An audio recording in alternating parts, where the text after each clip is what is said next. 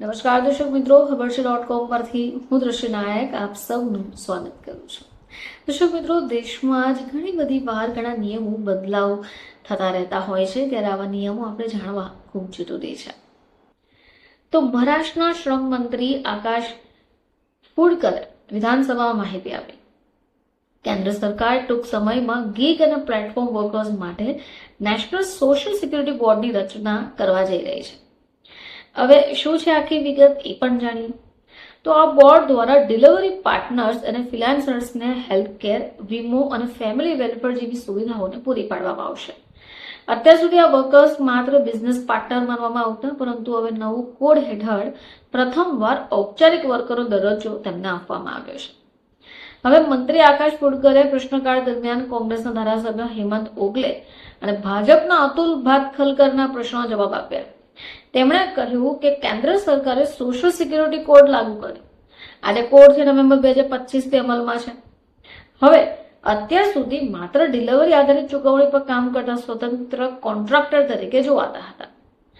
તેમણે કહ્યું કે નેશનલ સોશિયલ સિક્યુરિટી બોર્ડ અસ્તિત્વમાં આવતા રાજ્યના પોતાના જે કાયદા છે સમાપ્ત થઈ જશે. હવે હાલમાં રાજસ્થાન, કર્ણાટક જેવા રાજ્યોમાં ગીગ વર્કર્સના કલ્યાણ માટે પોતાના સ્તર ઉપર કાયદા બન્યા છે.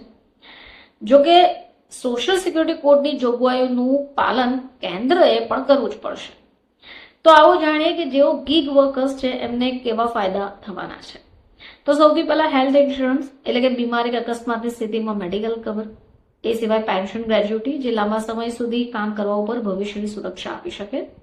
મેટર્નિટી બેનિફિટ્સ, જેમાં મહિલા કામદારો માટે પેડ લીવ અને સહાયતા. આ સાથે મૃત્યુ અને વિકલાંગતા કવર, એટલે કે કામ દરમિયાન કોઈ અનિશ્ચિત ઘટના પર પરિવારને આર્થિક મદદ. હવે વિધાનસભામાં મિલ કામદારનો મુદ્દો પણ ઉઠ્યો. કોંગ્રેસના ધારાસભ્ય જ્યોતિ ગાયકવાડના સવાલ ઉપર મંત્રીએ કહ્યું કે એનટીસીની બંધ પડેલી મિલોના કામદારોનું બાકીનું લેણું ચૂકવવા માટે સરકાર સક્રિય છે.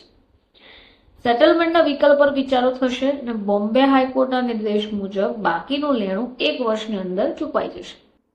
હવે આપણે જેની વાત કરી રહ્યા છે ગીગ વર્કર્સ, આ ગીગ વર્કર્સ કોણ છે, કોનો સમાવેશ થાય છે એ પણ જાણીએ. તો ગીગ વર્કર્સ એટલે જે લોકો પરંપરાગત 9 થી 5 ની નોકરીને છોડીને કોઈ ખાસ પ્રોજેક્ટ કે ટાસ્ક માટે જોડાય છે, જેમ કે ફ્રીલાન્સર્સ અને પ્લેટફોર્મ વર્કર્સ.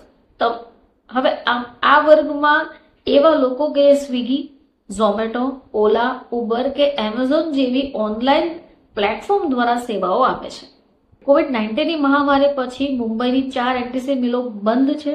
આ મિલોના કામદાર સંગઠનોએ વેતન અને અન્ય બાકી લેણા માટે ઔદ્યોગિક અદાલતનો સંપર્ક કર્યો હતો અને હવે રાજ્ય સરકાર અને કેન્દ્ર મળી તેનો ઉકેલ શોધી રહ્યા છે, જેમાંથી લાખો પરિવારો એવા છે કે જેમને રાહત મળશે. ફરીથી આપ સમક્ષ હાજર થઈશું. ત્યાં સુધી જોતા રહેજો ખબર છે .com.